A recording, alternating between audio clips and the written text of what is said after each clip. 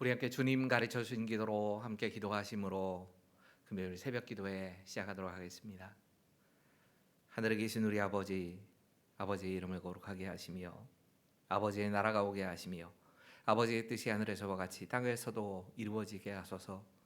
오늘 우리에게 일용할 양식을 주시고 우리가 우리에게 잘못한 사람을 용서하여 준 것 같이 우리 죄를 용서하여 주시고 우리를 시험에 빠지지 않게 하시고 악에서 구하소서.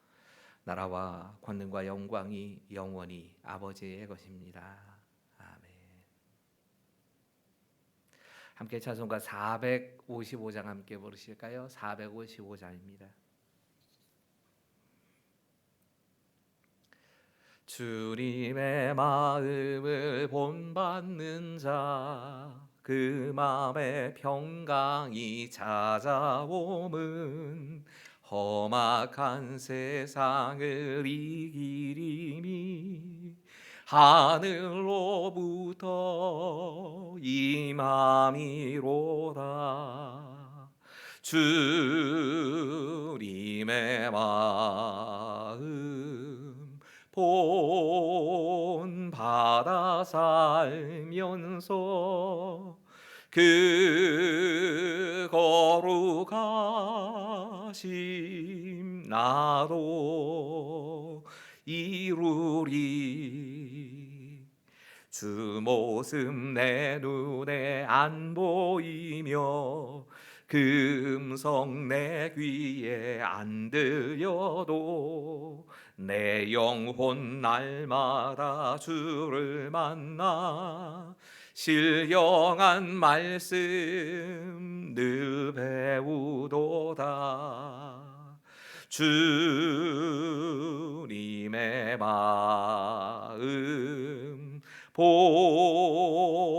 본받아 살면서 그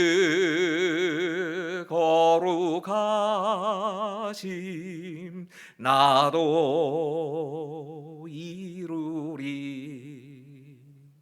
가는 길 거칠고 험하여도 내 맘에 불평이 없어지는 십자가 고난을 이겨내신 주님의 마음 본받음이라.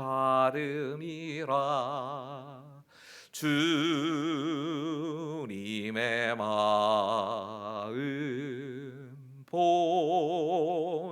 본받아 살면서 그 거룩하심 나도 이루리. 주 예수 세상에 다시 오실 그날엔 무성도 변화하여 주님의 빛나는 그 영상을 다 함께 보며 주 찬양하리.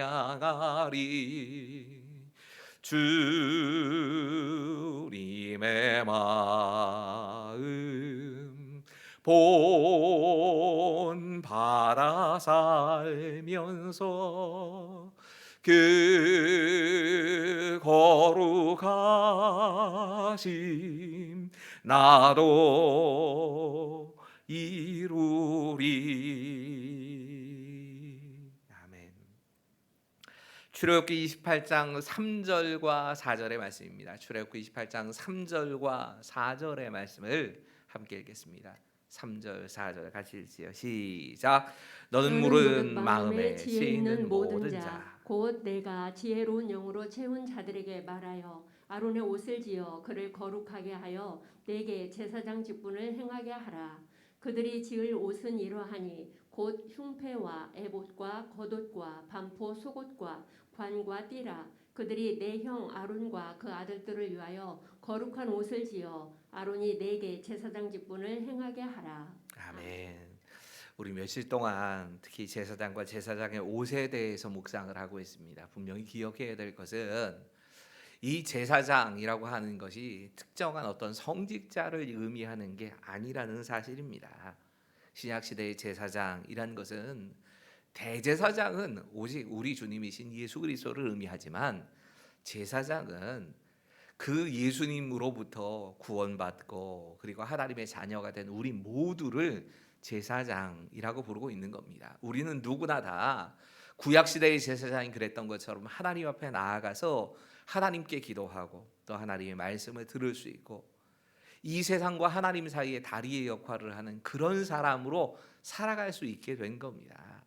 이 사실에 대해서 생각하면서 제사장이 남의 이야기다라고 생각하지 않고 이 말씀을 들으셔야 합니다. 제사장의 옷에 대해서 말씀을 나누면서 이 제사장의 옷이 왜 중요한가를 말씀드렸지요. 여러분, 제사장의 옷은 그 사람의 신분과 인격을 보여주는 겁니다. 하나님께 나아가서 기도하고 하나님의 말씀을 듣고 그리고 세상에 하나님을 보여주고 이런 역할을 하는 제사장의 직분을 감당해야 될 우리가 어떤 모습, 어떤 성품을 가지고 하나님 앞에 서야 하는가, 이것에 대해서 말씀하고 있는 게 제사장의 옷이 담고 있는 의미입니다. 어제 우리가 묵상하면서 제사장의 옷의 특징이 세 가지 있다고 말씀드렸습니다. 거룩하고 영화롭고 더 나아가서 아름다워야 한다. 우리가 하나님 앞에서 살아가면서 하나님 모시고 살아가는 우리의 모습은 거룩해야 합니다.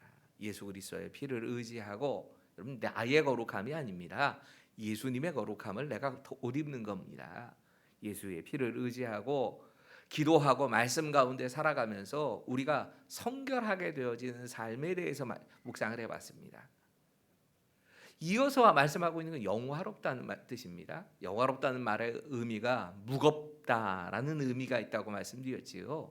우리의 삶이 말과 행동이 같고 정말 우리의 행동과 말이 오직 하나님께 영광을 돌리기 위해서 말씀을 따라 살아가는 그런 삶을 통해 우리가 무거워집니다. 무게 잡는 게 아니고 세상 사람들에게 존경을 받게 된다는 얘기입니다.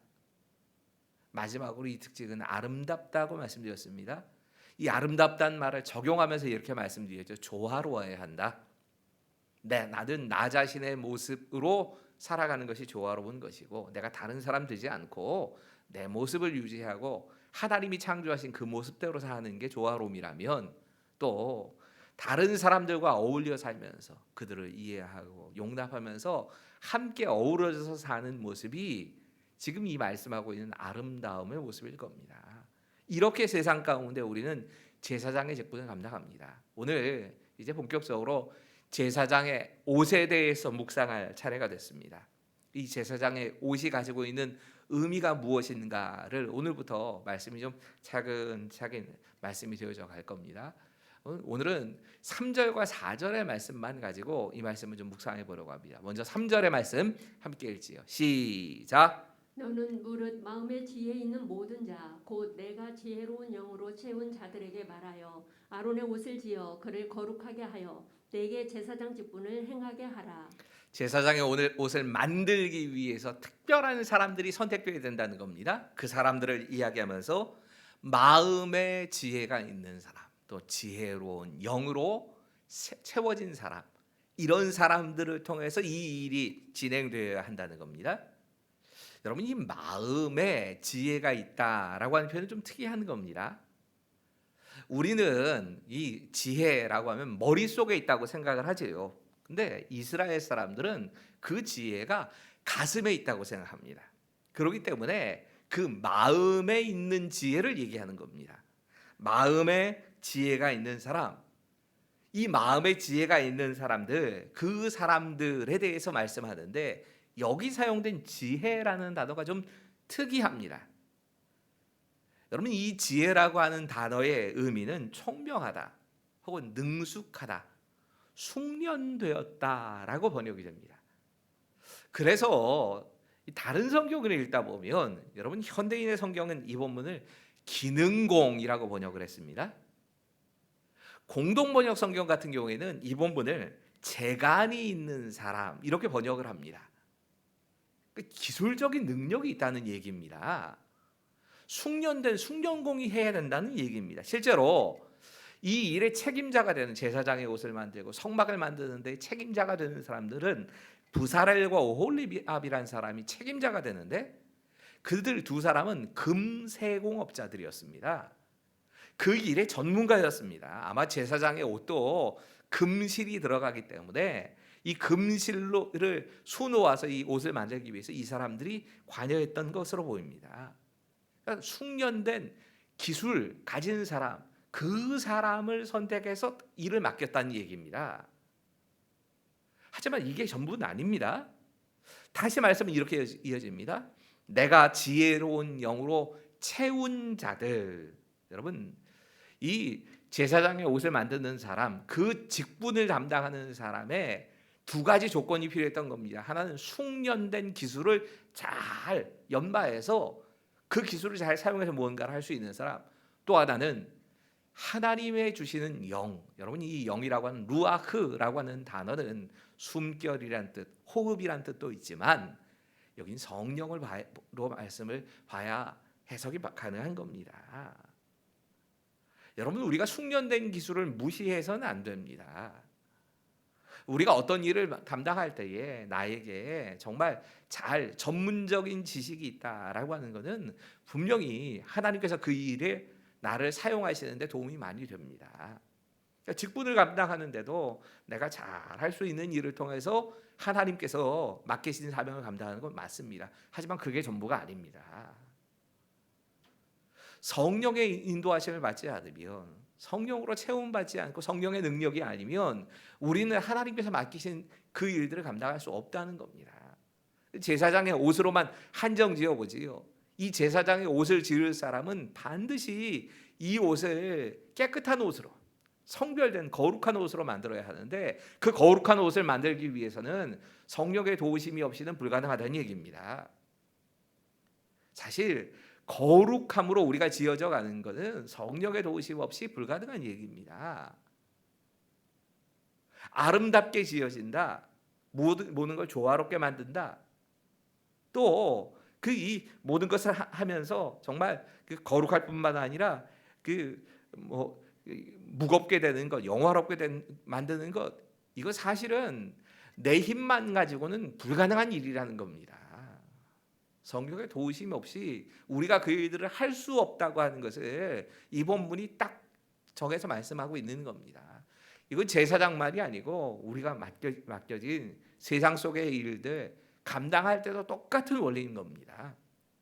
한편으로는 숙련된 기술을 익히기 위해서 애를 쓰는 게 맞습니다. 그런 사람에게 맡기는 게 맞습니다. 하지만 그게 전부는 아닙니다. 성령의 도우심을 따라서, 성령의 인도하심을 따라서. 여러분, 부사렐과 오홀리압은 모세에게 보여주신 하나님의 말씀, 그 말씀의 기초에서 그 모든 걸 만들어 갑니다. 그리고 성령에 충만해서 그 일들을 감당했다는 얘기입니다. 본격적으로 4절부터는 이제 제사장의 옷에 대한 설명이 시작이 됩니다. 제사장의 옷에 대해서 4절은 이렇게 말씀합니다. 같이 읽죠. 시작. 그들이 지을 옷은 이러하니 곧 흉패와 에봇과 겉옷과 반포 속옷과 관과 띠라. 그들이 내 형 아론과 그 아들들을 위하여 거룩한 옷을 지어 아론이 내게 제사장 직분을 행하게 하라. 여러분, 지금 제사장의 옷은 크게 보자면 6가지라는 걸 알 수 있지요. 흉패와 에봇, 겉옷과 반포 속옷, 관과 띠라고 하는 6종류의 옷이 있었던 겁니다. 여러분, 띠는 아마도 옷이 내려오지 않게 딱 잡아주는 역할을 했을 것이고, 관은 머리에 쓰는 걸 겁니다.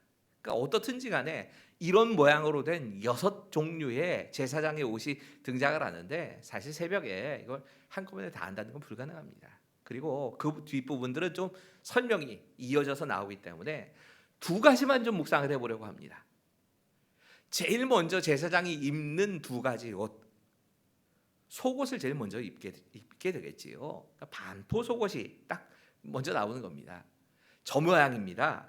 지금 가늘게 짠 배옷인데, 배실로 만든 옷인데 옷이 통으로 되어 있습니다. 이 통으로 된 옷에 머리 들어가는 부분은 구멍을 내고 팔은 소매까지 쭉 내려옵니다.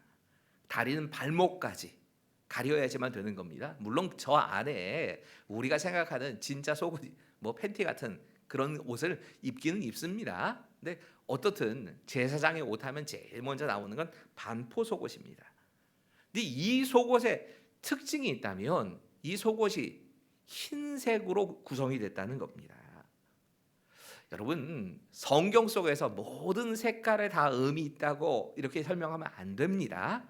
하지만 적어도 이 성막이나 그리고 이 제사장의 옷과 같은 이 부분을 볼 때에는 그 색깔이 가지고 있는 의미가 참 중요한 겁니다. 여러분, 제일 먼저 제사장의 살갗에 닿아야 할 옷, 우리가 하나님께 맡기신 사명을 감당하기 위해서 제일 먼저 입어야 될 옷, 우리의 인격, 우리의 성품은 깨끗함을 상징하는 반포 속옷이었던 겁니다. 이것 없이는 거룩해질 수 없기 때문입니다. 물론 오해하지 마십시오. 우리가 모든 죄를 끊고 죄를 하나도 짓지 않기 때문에 거룩하다는 뜻이 아닙니다. 우리의 무슨 노력이나 우리가 가지고 있는 어떤 특별한 은사나 이런 것 때문에 우리가 거룩해지는 거 아닙니다. 착각하지 않아야 됩니다. 우리가 좀 신앙생활을 하다 보면 성령에 충만해져 가지고 좀 이 성령 충만함이 우리 삶에서 나타날 때가 있지요. 은혜를 받고 은혜 받으면서 막 방언이 터지기도 하고 다른 사람이 방언하는 것에 대해 저절로 해석이 돼서 그걸 또 방언을 통변하는 경우도 있고 손만 대면 이 병든 사람이 낫기도 하고 뭐 이런 것 같은 능력이 내 삶에서 나타날 때가 있습니다. 그러면 내가 대단히 거룩해진 줄로 착각을 합니다. 그거 거룩해진 거 아닙니다. 여러분, 우리는 그런 모습으로 거룩해지지 않습니다. 무슨 교회 조금 다니면 자기가 아주 거룩한 사람은 다 바뀌었다고 착각들을 많이 합니다. 직분 가진다고 우리 거룩해지는 거 아닙니다. 목사라고 장로라고 거룩한 거 아닙니다. 직분이 나를 자동으로 거룩하게 만드는 거 아닙니다. 내 신앙생활하면서 신앙적인 어떤 노력들을 많이 하지요. 그것 때문에 내가 거룩해진다고 착각을 많이 합니다. 아닙니다. 우리가 거룩해지는 건 거룩한 옷을 입었기 때문에 거룩해지는 겁니다. 예수 그리스도라고 하는 거룩의 옷이 우리를 가리고 있기 때문에 거룩한 거지 나는 변하지 않았습니다. 여전히 그 옷 벗기고 나면 나는 여전히 더러운 상태로 삽니다. 이게 본질이 달라진 거 아닙니다. 네, 이렇게 예수 그리스도로 옷을 입은 후에 예수님을 내가 정말 나의 구주 나의 하나님으로 모시고 그 옷을 입은 후에 더 이상 나를 지금까지 계속 죄악으로 끌고 나가던 그 쓴 마음들, 그 악한 습관들 이런 것에 대해서 흰옷을 입은 자답게 끊어내려고 계속 애쓰며 사는 겁니다. 그리고 언젠가는 이 예수 그리스도로 옷 입은 그것 때문에 우리가 지금 뭐 완전하다는 얘기가 아닙니다. 그 하나님의 능력, 예수 그리스도의 능력 때문에 우리가 거룩하게 변해가는 겁니다. 죄를 이길 수 있는 능력은 내가 얼마만큼 예수 그리스도라고 하는 옷을 입고 그 예수님을 의지하고 사느냐에 달린 거지 내 능력과는 상관없습니다. 분명한 거 오늘 본문이 이야기하고 있는 건 제일 먼저 입어야 될 옷, 흰옷입니다. 두 번째로 제사장이 입는 옷은 겉옷입니다. 제사장의 겉옷의 모습이 딱 저런 겁니다. 청색, 그 소매가 없이 통으로 되어 있기 때문에 이 옷이 그래서 두 종류 중에 하나가 지금 그림이 이미 두 종류가 나와 있을 겁니다. 보시면 한쪽에서는 그 반팔처럼 조금 내려와 있고 한쪽은 그냥 어깨선에서 이렇게 자르고 있지요. 이게 정확하지 않기 때문에 이렇게 그리는 겁니다. 근데 어떻든 이런 겉옷을 위에다 하나 더 입는 겁니다. 여러분, 목의 테두리 부분이 되는데 이거 참 자세하게 말씀하세요. 이중으로 깃을 덧대라고 말씀하십니다. 그러니까 이게 여기가 잘 닿다 보니까 그 닿는 부분은 이중으로 덧대서 좀 쉽게 닳지 않도록 말씀하시는 겁니다. 아주 세밀하게 말씀하십니다. 근데 제사장의 겉옷을 자세히 보시면 저 아래 부분입니다. 하단에 가만히 보면 석류 모양의 장식 그리고 금방울이 그 아래에 달려 있습니다. 그러니까 제사장의 직분을 감당할 때는 이 방울 소리가 딸랑딸랑 하면서 나는 겁니다. 많은 성경학자들이 이 제사장이 그 아래에 달아놓은 이 방울 소리를 들으면서 제사장이 저기 있구나 하는 걸 알았다고 얘기를 합니다. 근데 이게 가장 크게 사용될 때가 있다면 아마 지성소 들어갔을 때일 겁니다. 지성소에 들어가면 지성소에서 하나님 섬기면서 움직일 때는 소리가 날 겁니다. 근데 아예 소리가 안 납니다. 소리가 나지 않으면 지성소는 아무나 못 들어가기 때문에 지성소에서 제사장이 하나님께 다른 불을 드리거나 다른 이유 때문에 죽게 된다면 그를 끌어내기 위해서 발에다가 밧줄을 묶어가지고 들어가는데 소리 안 들리면 그거 가지고 끌어내는 겁니다. 어떻든 이 제사장의 옷의 특징이 있다면 이 색깔은 청색. 아마 저는 그 그림 가운데 하늘색 옷, 그것이 더 가깝다고 생각을 합니다. 여러분, 이 청색이 의미하고 있는 건 하늘을 입었다는 뜻입니다. 하늘의 옷을 입었다. 말씀 준비하면서 한 목사님이 이 부분을 이렇게 해석을 하시더라고요. 참 저는 이거 참 은혜가 됐는데 이렇게 해석합니다. 거룩의 또 다른 의미는 우리의 모든 것이 하늘로부터 와야 한다는 것입니다. 기쁨과 의미와 가치와 아름다움의 근원이 하늘로부터 와야 합니다. 우리 모든 삶의 가운데 욕망이나 의미 같은 것이 땅으로부터 온다면 거룩이 아닙니다. 아무리 모양이 멋져도 땅에서 오거나 인간에게서 오거나 자기에게서 오면 거룩이 아닙니다. 여러분, 땅에서부터 오거나 나 자신에게서부터 오거나 다른 사람에게서부터 오면 거룩이 아니라는 겁니다. 거룩함은 하늘로부터만 오는 겁니다. 근데 그 하늘로부터 오는 그것이 내 삶의 가치가 되고 그것이 나의 기쁨이 되고 내 삶의 의미가 되어야 한다고 얘기를 한 겁니다. 사실 우리 안 그러잖아요. 우리는 돈 많이 벌면 기분 좋습니다. 뭐라도 좀 된 것처럼 생각이 듭니다. 누군가에게 칭찬 좀 들으면 그것 때문에 우쭐해지고 이게 기쁨이 되지 않습니까? 지위가 높아지면 그러면 정말 대단한 사람이 된 것처럼 거룩해진 것처럼 그렇게 착각을 하면서 갑니다. 아니라는 겁니다. 사실 옷만 좀 잘 입고 그 옷 잘 입은 거 갖고 칭찬만 들어도 기분이 좋아지지요. 사실 우리가 그냥 그러고 살지 않습니까? 여자분들 같은 경우에는 화장만 잘 먹어도 화장 잘 먹어서 화장이 잘 됐다 그러면 그것 때문에 그게 기쁨이 되는 경우들도 있는데 우리의 모든 기쁨의 근원이 우리의 삶의 의미의 모든 그 근원이 하늘로부터 오지 않는 건 다 소용이 없다는 겁니다. 하나님의 위로와 하나님의 소망과 내가 살아가는 모든 것이 하늘로부터 와야 그게 거룩함이라고 얘기를 한 겁니다. 제사장의 옷이 이야기하고 있는 이 거룩함의 모습이 이겁니다. 우리가 거룩하다 하는 것은 파란색 하늘의 옷을 입는다는 겁니다. 이제 또 그 하얀색하고 그 파란색 얘기가 나오니까 갑자기 안 그러시다가 파란색 옷 사입고 오신다거나 하얀색 항상 안에다가 하얀색 속옷 입어야겠다 그런 뜻 아니라는 거 아시지요?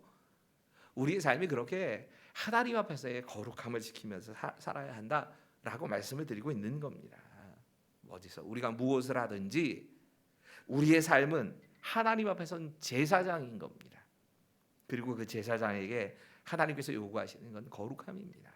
이 거룩함은 예수 그리스도로 옷 입는 데서 오는 것이고 이 거룩함은 하늘에서 주시는 그 기쁨, 하늘에서 주시는 것에 삶의 의미를 두고 살아가는 사람들에게 주어지는 겁니다. 이번 주간 계속 제가 이 우크라이나를 위해서 그리고 이 선교사님들을 위해서 기도하겠다는 생각이 계속 있습니다. 특히 이 계속 소식을 전해 주시는 분은 우크라이나의 임광택 선교사님이십니다. 제가 몇 주 전부터 그 이름을 계속 말씀드리지요. 오늘 오전이네요. 어제 저녁 오늘 오전 전화를 소식을 듣게 됐습니다.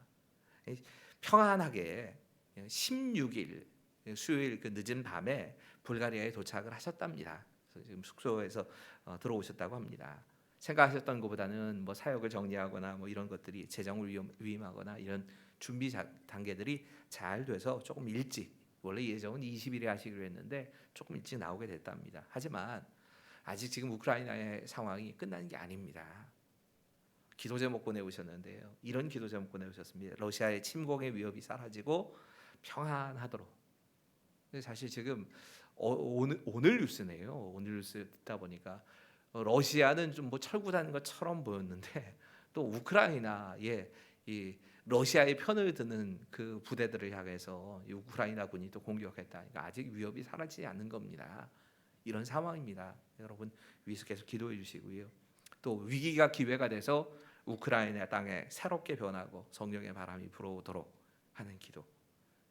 사역하시는 선교사님들의 가정과 사역 안전하게 지켜주셔서 사역이 계속 이어질 수 있기를 위해서 제가 일부러 또 읽어드리는 겁니다. 이 내용 좀 기억하시면서 기도하시라는 겁니다. 또 남아있는 직원들, 학생들, 교인들을 안전하게 지켜달라고 하는 기도입니다.